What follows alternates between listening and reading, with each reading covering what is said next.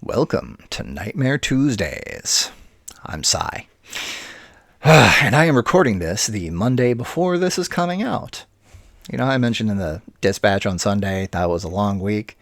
It was a long weekend, but significantly less stressful than the week preceding. So I was just busy with stuff, and this is the time that I've got to get this together. And I am really excited for this one. And I will explain that one in greater depth after the entire reading and in the Rambling Idiot outro portion, because otherwise I'm going to just eat up too much time, and I don't want to do that to you. I want to get right on to the good bits. So what we have got here today is Breaking the Devil's Bread, Dark Words, almost said works, Words, and Shadow Tales. Our lives are made of stories. Some of those tales get pretty damn dark. In the following 13 stories and an oops, award-winning dark fantasist Satyros Phil Brucato of Red Shoes, Mage, Valhalla with a Twist of Lethe explore shadows, cries, and silence. Careless haunters, elite collectors, secretive enforcers, lip-synching goths, hapless custodians, strange children, subterranean exiles, tortured fiends, harried jesters, haggard coulrophobes, ragged batterers, joyous hikers, carnal mystics, and exploding cosmos tell their tales as sardonic darkness swallows all. If mortal dread is the devil's bread, then we're all welcome at the feast. I'm looking forward to this. Let's go ahead and dive on in, and let's see what we've got. Breaking the Devil's Bread, Dark Words and Shadow Tales by Satyros Phil Brucato, published by Nightmare Press of Shepherdsville, Kentucky. What we have here, pause if you would like, we have several elements of praise for breaking the devil's bread. Okay. We also have, from Satyros Phil Brucato, Red Shoes, Valhalla with a Twist of Lethe, Deliria, Fairy Tales for a New Millennium, Power Chords, Music, Magic, and Urban Fantasy, Creatures of the Dark, Mage the Ascension, series, Mage the Sorcerer's Crusade, also a series, Mage 20th Anniversary Edition, also a series, Truth Beyond Paradox, as editor, and Ravens in the Library, also as editor. Copyright 2025, Nightmare Press, all rights reserved, edited by Jacob Floyd, all cover work by Christy Aldridge of Grim Poppy Design. No portion of this book may be copied or transmitted in any form, electronic or otherwise, without express written consent of the publisher or author. I do have the consent of the publisher. So, and then we have a list of copyrights for what appears to be all the stories that are in here. So, huzzah on that. And dedications. This book and its stories are dedicated to Mike and Michael, Inky, Kathy, Heidi, Kelly, Wendy, Raven, Echo, Chesh, Francesca, Katie, Chris, the Stone Mountain White Wolf crew, and a certain pair of beloved coyotes. With extra special thanks, love, and appreciation to my dear friend Andy Pants, and to my ever-belovedest, Sandra Damiana Swan. Content warning. Stories within this book feature suggestions or depictions of injury, torture, drowning, cannibalism, addiction, self-harm, domestic violence, mental illness, child abuse, racism, bigotry of all kinds, dubious consent, sexual violation, sex magic, devil worship, and other potentially upsetting or offensive things. Off-screen, there's also a lone dead dog and some asshole who brags about killing a cat. As should be obvious, the author does not endorse any of this shit. Readers are advised to heed their own boundaries and proceed with caution. And I actually, as a reader and the reader here that you are listening to, thank you for listening. I love you so very much. I'm going to make a point, because I really appreciate this being here, especially when there is potentially very disturbing content. I like this. I'm going to, because as always with any of these, this is my first time actually being exposed to any of this. I can't, at this moment, as I am reading, give a content warning. However, I will do so in the description of the video. So if you would like, take the time, pause, check the description, make sure it's something you want to hear. And if it is not, that's cool. No harm, no foul. I hope you have a great rest of your day. But, kind of go with the nod of it. Try and have that there. Thank you very much for that, Phil. That's fantastic. I love that. Breaking the Devil's Bread. Dark Words and Shadow Tales by Satyros Phil Brucato. We then had the table of contents and the first story. Spookies shouldn't play with sharp things.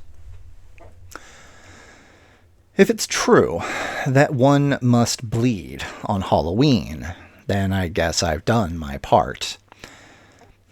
Okay, it wasn't exactly Halloween Day when I made my sacrifice, but, well, it's complicated. Let me explain. I love Halloween. As a kid, I would sooner stay home and dress the house up with gory dummies and spooky sound effects than go out trick-or-treating with my friends. It's not surprising, then, that when my friend Thomas, a former college classmate who had dropped out of our theater program not long after playing the lead in an ambitious yet doomed production of Jesus Christ Superstar, invited me to talk to a friend of his who was setting up a haunted house. And my response was, oh, hell yes. This would be late September in the mid-1980s. My then-wife, Corianne, had moved in with me a few months earlier, and we'd been sorting out what happens when two late teenage types suddenly find themselves stuck together and trying to be adults. The opportunity to go be a kid again, and for money, no less, appealed to me. And so, by the end of September, I joined the team for Gore Home 2, The Nightmare Continues, a Halloween attraction set in an abandoned restaurant that had been scheduled for demolition.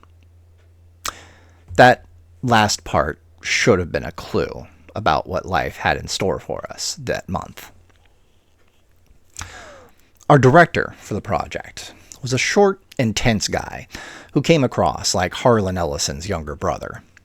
I don't actually recall his name, so let's just call him Harlan here.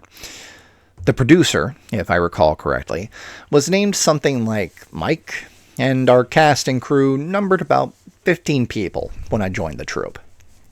By that time, they'd already begun gutting the building and painting its interior black, blue, and red. Because the city had condemned it. Coat getting too hot. Come on. Okay. Because the city had condemned it, we had permission to do whatever the hell we wanted to that building, and we took full advantage of that license, thrashing the place thoroughly before the attraction even opened. Walls were kicked in, holes were cut and hacked away. Red, quote-unquote, blood spattered every surface. And black sheets divided the dining areas into, quote-unquote, rooms where different scenes were staged. In later days, folks would call this sort of thing a haunt. Back in the 80s, we just called them haunted houses. And precautions used by any respectable haunt were notoriously absent. We used real knives and real sledgehammers and a real chainsaw with the chain removed. It was crazy and dangerous. and I loved the hell out of it. Guests to our haunt were met by a tall, grim reaper who greeted those guests and escorted them through in groups of 2 to 6 people. After encountering a vampire girl in her coffin, they'd be led into Cynthia's room, a blood-caked, quote-unquote, honeymoon suite, where a mad bride was murdering her husband. Ushered quickly through that room, they would enter a long hallway with a mad steelworker swinging a sledgehammer through the walls. A quote-unquote dentist's office, where a shrieking mad dentist tortured a shrieking patient. A large room featuring a goth chick tormenting a mutilated guy strapped to a cross. A hallway where a masked killer ambushed people with a chainsaw. And a Freddy Krueger who would jump out at the last second and chase the guests out the exit. Along the way, various screamers and spooks would keep the party hopping. Gender-wise, we were split roughly 50-50 between women and men. This was before non-binary was a word people used as a gender identity. We didn't have any guys who could fit into the coffin, and we preferred to make most of the tormentors women, and most of their victims men, in order to avoid the usual misogynist abuse dynamic. Most of us traded roles throughout the month, if only because the screaming and shrieking did a number on our vocal cords. I found that out in my first 2 nights as a performer, when a stint as the dentist and a stint as the patient rendered me unable to speak for a day or 2, and so I wound up on the cross for a few days until my throat recovered. I played Freddy in the Chainsaw Maniac 2 before alternating to Cynthia's room. That is where the real horrors began. When people entered Cynthia's room, they would see a blood-drenched bed occupied by a guy in torn and gory clothes. His belly was ripped open, with one leg hacked off at the knee. As this dying groom urged people to run before she gets you too, the wild-haired bride in a crimson-soaked dress leapt out from behind a screen, waving a sickle and threatening to chop them all to bits. The Grim Reaper would hustle the guests out into the long hallway, and the 2 quote-unquote married castmates would catch a breather until the next group came in. That, anyway, is the way things were supposed to work. In order to stage the illusion of a disemboweled dude with a dismembered leg, the groom would stick his leg through a hole in the mattress. After he arranged his torn clothes accordingly, someone else placed a plastic sheet over his bare chest and belly, then covered that sheet with fake innards and dumped a cubic fuck-ton of Caro syrup blood all over him. For the next few hours, that performer endured cramps, lost circulation in his leg, and froze half-naked under foam and plastic intestines, covered partially in plastic, and drenched in cold, sticky, fake blood. October is a cold month in the city where we used to live, with strong winds blowing the summer heat away. Gore Home 2 occupied the middle of a parking lot, and so those winds blew across the empty space and cut right through the building's unheated and destroyed interior. Few of us wore more than a shredded gown, shirt, or pants. Most of us were barefoot, every bit of us drenched in red, sticky goo. Young idiots like us seemed to generate our own heat, thankfully, but we kept from freezing to death mostly through adrenalized activity. The guys on the bed in the cross, however, and the person in the dentist's chair were confined to one place. Inevitably, we wound up being the coldest ghouls in the room. Therefore, Harlan switched those roles out every night or 2, so that no one person spent each Friday and Saturday night of the month strapped into place and shivering until after midnight. If this sounds like disaster waiting to happen, that's because it was. Why then did we do it? Mostly because it was fun. It really was. We got paid each night, too, which was more than most starving artist kids got in Reagan's America. Harlan would divvy up the proceeds from the door, take the biggest cut for expenses and profits, and then deal out $20 or so to each cast member. It's not much, granted. Again, though, this was the quote-unquote capital of the South in the 1980s. My job at Pizza Hut paid $3.25 an hour, plus tips, if we got any, minus taxes, and so having fun for an evening, covered in gore and scaring the shit out of people, and then pocketing $20 tax-free dollars at the end of the night seemed like a pretty decent deal. Beyond that, almost all of us were actors or artists of one kind or another. I doubt any of us, other than Mike or Harlan, were over 25, and at least half of us were teenagers. I'm not certain the building had been rented legally, and I know damn well there was no insurance involved. The number of legal and ethical issues surrounding such an enterprise should be obvious. But for hungry young creative misfits, such things rarely matter. Until, of course, they do. Me, I was a seasoned veteran of guerrilla filmmaking, art modeling, and improv theater. I'd spent college falling down hills, getting thrown into swimming pools, gagging on rotting animal guts, getting cast nude in plaster, shivering naked on a model stand, pounding myself senseless in dive bar mosh pits, and having my chest hair burnt off with an improvised explosive device. Gory makeup and cold Caro syrup blood were my natural plumage in those days. So this was just one more adventure to add to my long list of crazy shit. Corey, bless her heart, wasn't nearly as much of a ham as I was. She'd stay home and read, safe in a warm bed full of cats, and then help me out of my Caro-stiffened clothing and into a hot shower whenever I'd get home. Until I roped her into that madness, too. We'll get back to that shortly. We were maybe halfway through October when Harlan asked me if I would be willing to be Cynthia's dying groom. And of course I would. Hell, one of my roles in a roommate's college film involved me wearing prosthetics covered in fake blood and rotting animal guts for over 12 hours straight.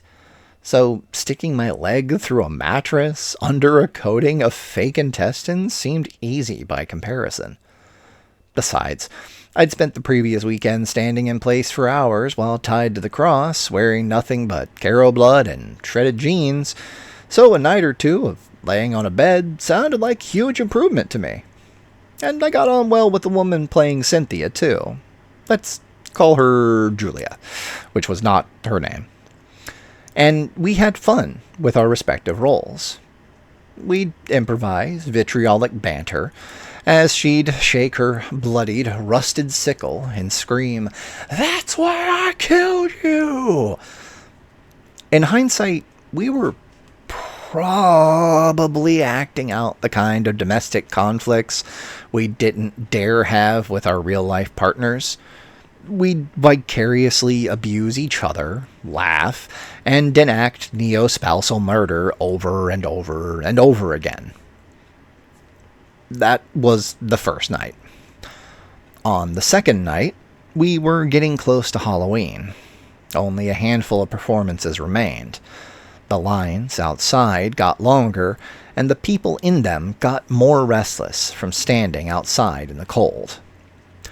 We kicked out every stop and pushed ourselves to new extremes in order to give those people a good time.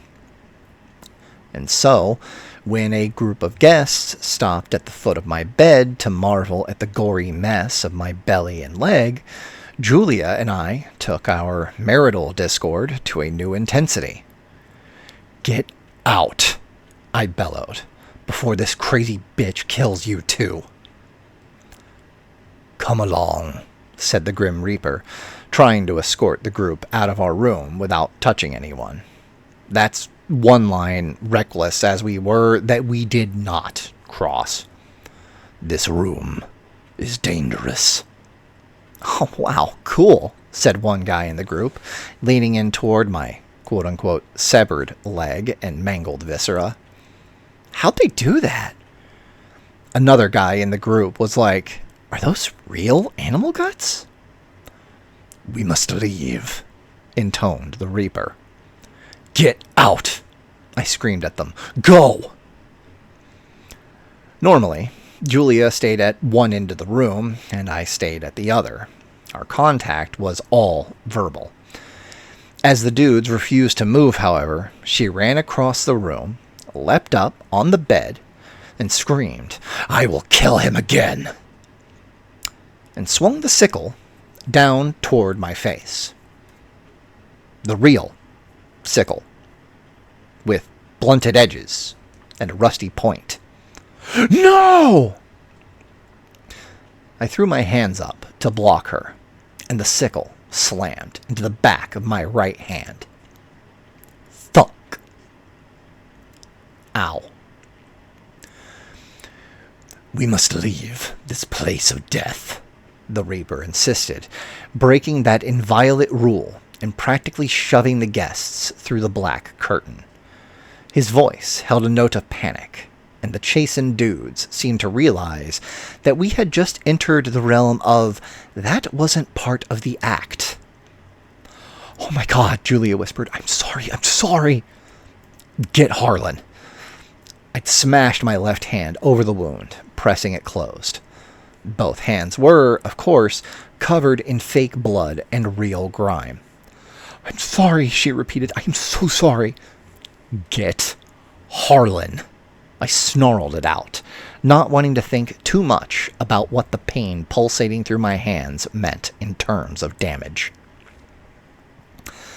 The sickle hit me, right where a major vein runs up the back of your hand. He pauses, looking at his own hand. "Yup, okay, that's unpleasant." Branching out slightly above the wound. The first blast of pain had been dull. It sharpened, though, by the time the vampire girl had hauled herself out of the too small coffin, stuck her head in, and whispered, "Oh shit, are you okay?" Julia had busted through the curtain between our room and the entryway, frantically asking where Harlan was. Although the guests outside hadn't yet heard the news, word quickly spread that the guy in Cynthia's room had just been stabbed for real. By the time Julia pulled Harlan into the room, Vampire Girl and several of our castmates had gathered around and were trying to help extract me from the bed. With my left hand pressed against my right, afraid to let go and see just how much that vein would bleed, I needed two guys to climb onto the rickety bed, grab my arms, and pull me up. Vampire Girl peeled away the gut-laden belly sheet while Julia kept apologizing. "It's okay," I told her. "It was an accident. You didn't do anything wrong." With help from my castmates, I drew my half-asleep left leg out of the hole we'd cut in the mattress.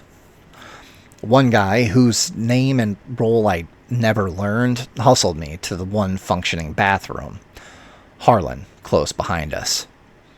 "Oh God," Harlan whispered. "Please don't sue us." "It was an accident," I kept repeating. "As long as I don't get stuck with the doctor bill, that's all it was as far as I'm concerned." Man, was I stupid. Young and stupid and heading into shock.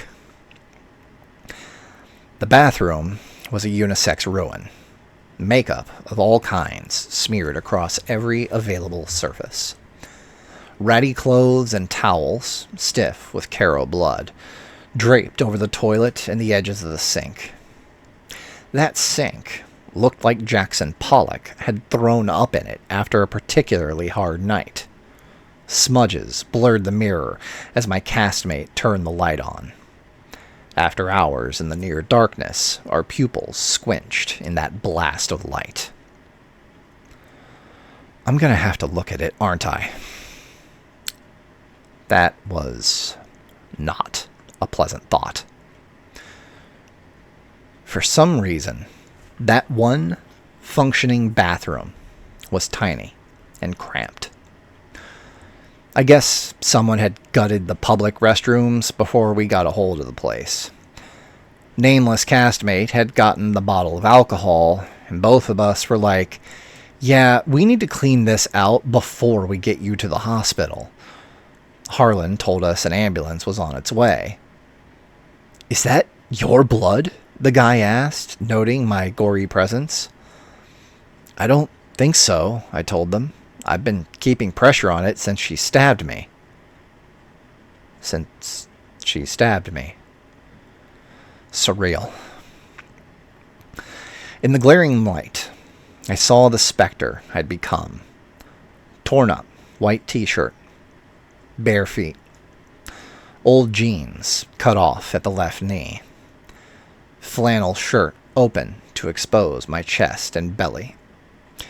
Every bit of me caked in sticky, cold red stuff. Makeup smeared around my eyes to give me a dying sort of look.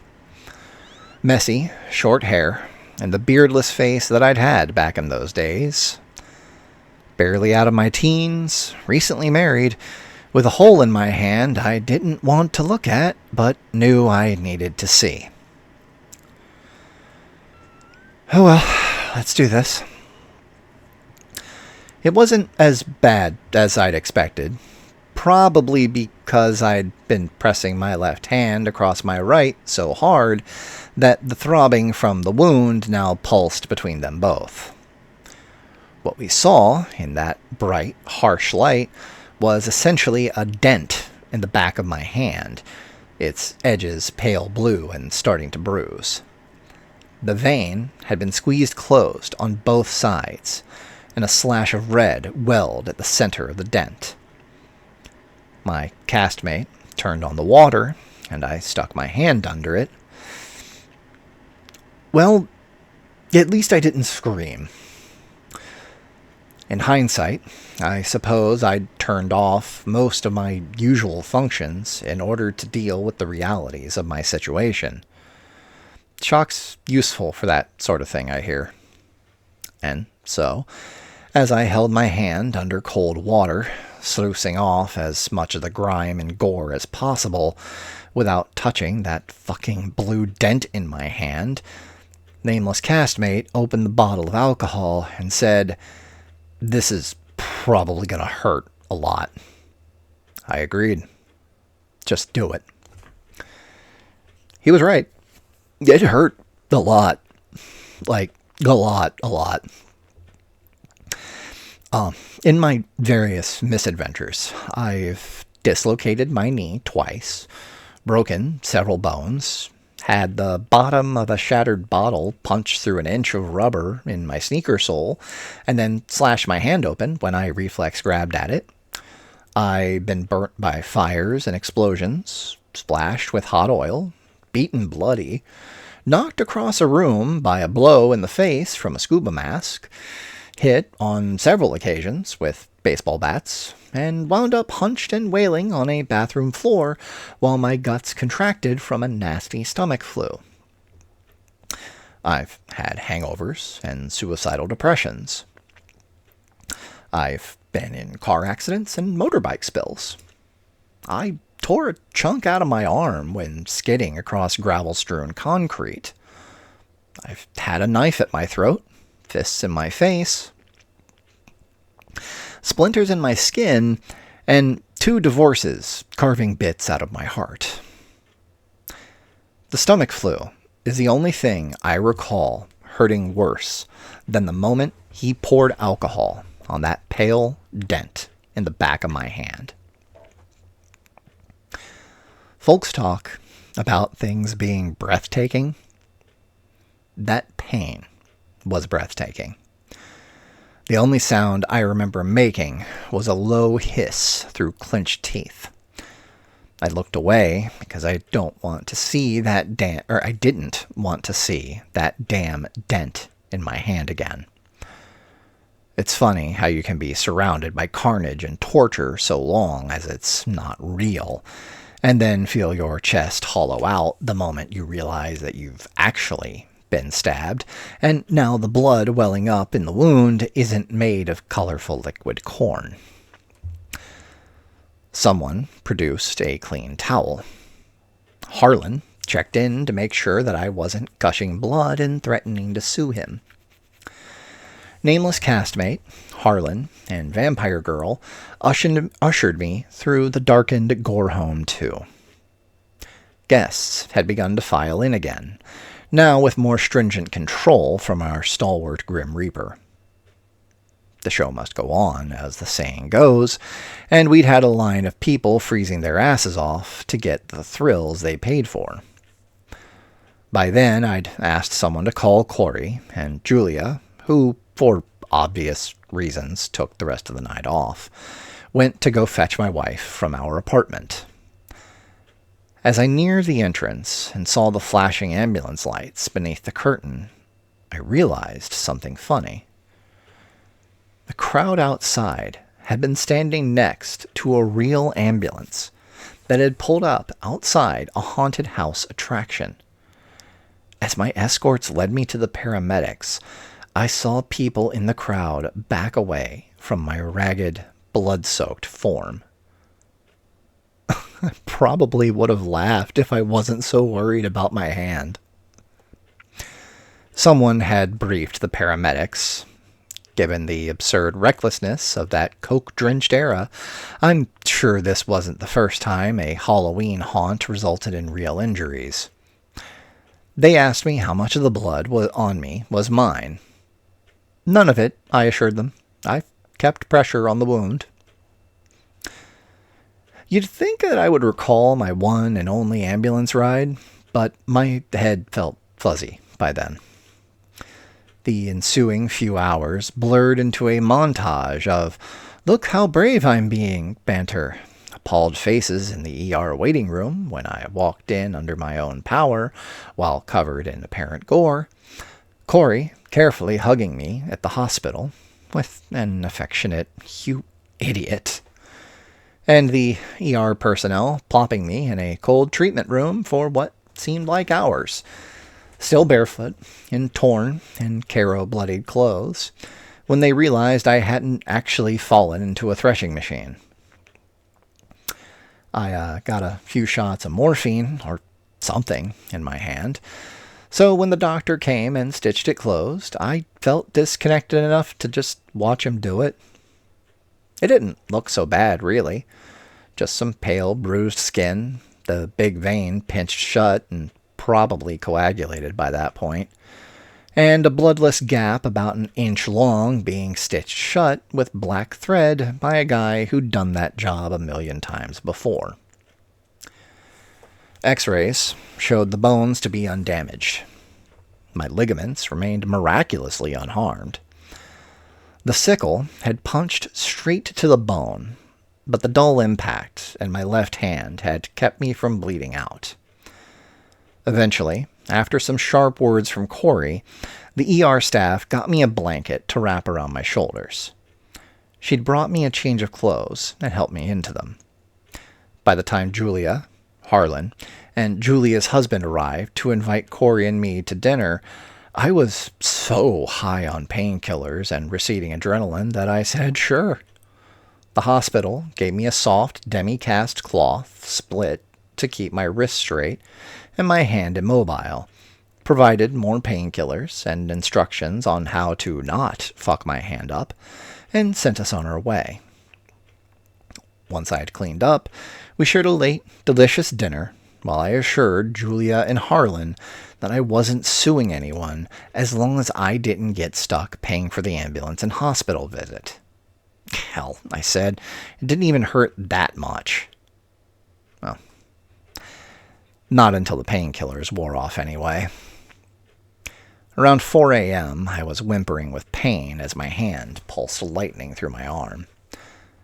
I struggled in the dark with the childproof cap on the meds until Corey, whom I'd been trying to avoid waking, got up and opened them for me.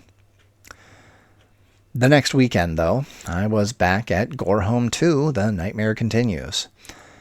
I kept my right hand wrapped in plastic to avoid soiling the bandages and reopening the wound, and I cycled between the groom's spot on the bed and the victim's spot on the cross. Somehow, I'd convinced Corey to join the cast as a new Cynthia, a role she and Julia alternated in until the day after Halloween. Having been fired from Pizza Hut, from which I subsequently quit in protest, Corey had a blast, and we went home with $40 a night instead of 20. That year, Halloween fell on a Saturday. We'd planned to spend Sunday evening cleaning the place out and saying our last goodbyes to each other. When people began lining up outside before sundown, however, we decided to give it one more night. Dressing in our tattered, smelly, sweat and caro rigid gear, we put everything we had into that performance. The final group of guests to come through the door got the entrance locked behind them. At each room, the performers rose up from, or out of, our positions, our coffins, beds, dentist chairs, and darkened alcoves, and began following them, chanting, "Gonna get ya, gonna get ya, gonna get ya." This spontaneous chase began as stalking and whispering. By the time they reached the exit, with Freddy Krueger and the Chainsaw Maniac and the whole demented cast and crew behind them, the guests were laughing and screaming and running for that door. Running after them, we circled them, joined hands, and began dancing around them in the parking lot, chanting the Nightmare on Elm Street rhyme, our voices rising on each verse. As we reached the final, shrieking, "Never sleep again," we burst out in laughter, cried "Happy Halloween," released each other's hands, and bowed. We thanked our final guests. They thanked us. Everyone was laughing and crying and hugging. We didn't hug the guests, though. And as the guests walked back to their cars, all of us waving to each other, the cast and crew filed back inside to begin our final transition back to normalcy. The phone rang one last time, and instead of the customary "Gorehome 2, The Nightmare Continues," Vampire Girl answered with, "Gorehome 2, The Nightmare is over." Most of it was, anyway. As one might expect, I couldn't work with a stitched-up right hand. By mid-November, though, I was able to score a Christmas gig at KB Toys in the local mall, where Corey found work at, cue the irony bell, a cutlery store. A week or so after Gorehome 2 closed, we got a furious call from Harlan. Mike, the producer, had ditched out with the money and disappeared. Harlan wasn't paid, and his name was in all the paperwork, so he got hung out to dry financially. A bunch of people, it turns out, received little or nothing out of the considerable sum Gorehome 2 had amassed. Corey and I wound up being two of the only cast members who'd been paid consistently, probably because Mike hadn't wanted me thinking about a lawsuit, and so told Harlan to cash us out each night. It was a good thing we had been, too, because although Mike told Harlan he'd pay off my ER visit, the first bills from that night arrived a few weeks later. At least the motherfucker paid the ambulance fee. When I got those bills, I panicked and lost my shit. Trying to reach Harlan, I got his answering machine. Enraged when he didn't return my calls, I called Julia and got her machine as well. In a moment that I regret over 30 years later, I puked lava into the phone. Not blaming her or demanding money, but unleashing weeks of pain and betrayal and money stress on the party who deserved it least. Her husband called me later and chewed me out for upsetting her. I apologized to them both and never heard from them again. Harlan never called me back either. Thomas and I were no longer on speaking terms, so I couldn't ask about the friend who had gotten me involved with the production. I hadn't learned the last names of anybody involved except for Julia, so I couldn't sue anyone even if I'd wanted to. And by that time, trust me, I wanted to. Eventually, Corey and I were able to talk the hospital's bills down to a manageable level, and I paid them off shortly before we split up a few years later. Spookies shouldn't play with sharp things, especially if they don't know who to sue afterward. My hand healed fine. I still have an interesting scar on the back of it. You can't see that scar easily, however, because I'm such a furry cuss. No haunt worth that name behaves nearly as recklessly as we did back then, though I'm told there are still plenty of spooky kids with more spirit than sense as far as that's concerned. I still love Halloween, but never worked another haunted house. Life is weird, especially mine.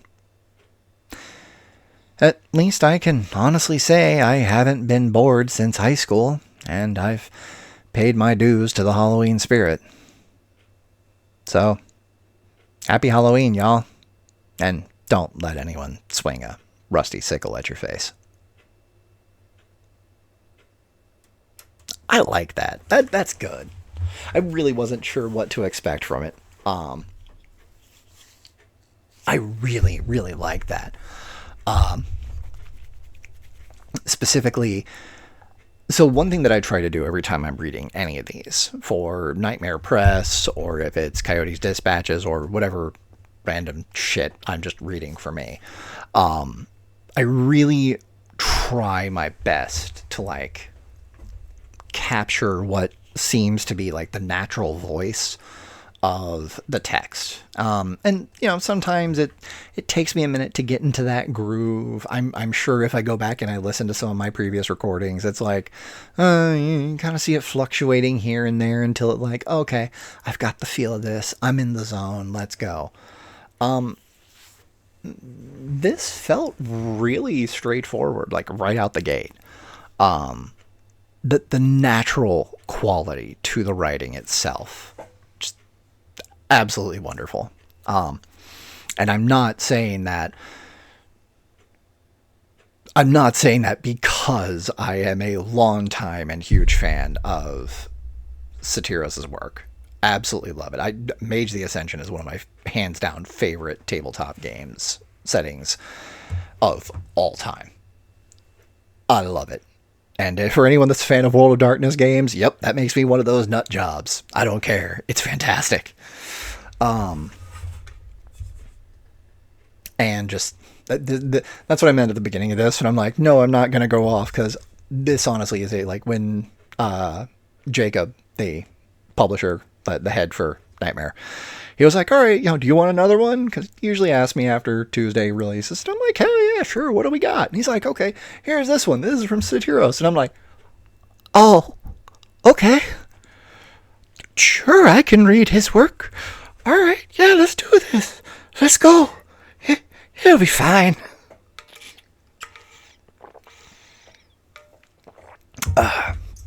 And then I got past, that initial anxiety, because, that's what you do. You just dive in. Yay for 20 some odd years of tabletop gaming and improv acting, so to say. But no, looping back, I really, really, really enjoy just the narrative flow of this. It felt very natural to read through. And I really, really liked that. Like, I know it sounds like such a simple thing to say. Like, oh yes, it sounds so natural. But like, I'm thinking back, when I read through Stephen King's On Writing, which is also a really good book. I really enjoyed that. He had made a commentary about writing dialogue. And mind you, this was like 10, 15 years ago when I read it. But it was something along the lines of, he made a comparison, I want to say, to Lovecraft. And like, Lovecraft could write just these phenomenal, evocative, horrifying cosmic set pieces. But you can tell that man does not talk to fucking anybody. His dialogue is garbage. And then I think there was like a comparison, some of that with like his own writing and all that. I think, or maybe I made that comparison. Again, we're talking like 15 freaking years ago. But one thing that I took from that was anytime I'm doing my own writing and I'm doing dialogue, I try to take the time and read it out loud. At least I tried to do that at first while I was still getting a feel for writing good voice. Read things out loud, which, throwing that out there, that just seems to me is like a good piece of advice I try and throw out to people. If you're worried about how something sounds, read it out loud. Try and read it out loud and see if it, rings weird. If it does, reword it. If it doesn't, sweet, go for it. Maybe that's just your thing. But over time, I like to think I've developed a bit of a feel for general dialogue flow, I guess I'll say. And that's at least in a written form and in reading and picking up on those. But like reading aloud, that's only a thing I've started to develop in like the last year or two. And I want to say this is probably one of the most natural ones that I've read through. And that's a genuine skill and awesome thing to actually encounter. And I'm so glad that I got to read that. Ooh. Okay. So there's my postscript on that one. As always, I am going to have a link to purchase this in the description of the video. I highly encourage you, go get yourself a copy. Is it actually released, or is it still pre-order? It is still for pre-order. It is coming out November 21st, so about a week before Thanksgiving. This is available for pre-order. I highly recommend go get yourself a copy of this. There are many, many books in Nightmare Press's catalog. I've got several of them for teasers in a playlist labeled Nightmare Tuesdays. Please go check those out. I do not do this for any kind of monetary compensation or anything like that. This is for Nightmare Press specifically. What I am doing is purely because I enjoy indie publishers existing. I've said it before, it really just seems like there's a bunch of just craven bullshit that's just not innovative in most major corporate shit that's out there. Whereas people like Nightmare are actually taking risks on things, letting new material get out there, see what sticks. It's giving a solid start. And I truly appreciate seeing that. And this is me doing my part to try and help them get greater word, have more awareness for them, and just all of that. So I really appreciate you taking the time to have gotten this far. Again, thank you so very much. I love you. Go and buy yourself a copy of Breaking the Devil's Bread, Dark Words, and Shadow Tales by Satyros Phil Brucato. Check out the rest of Nightmare Press's catalog. I have a link to their website as well as their Facebook page down in the description as well. Check the previous ones for Nightmare Tuesdays for any teasers, and I feel like I might be forgetting something, but it's currently 11:15 the night before this is coming out. So you know what? I'm just going to go ahead and call it here. I hope you're all doing well. Remember to stay hydrated. Be good to each other. The world sucks ass more often than not, and one of the most punk and rebel fucking things you can do is just like, don't be a dick. Cool? Cool. I love you guys. Deuces.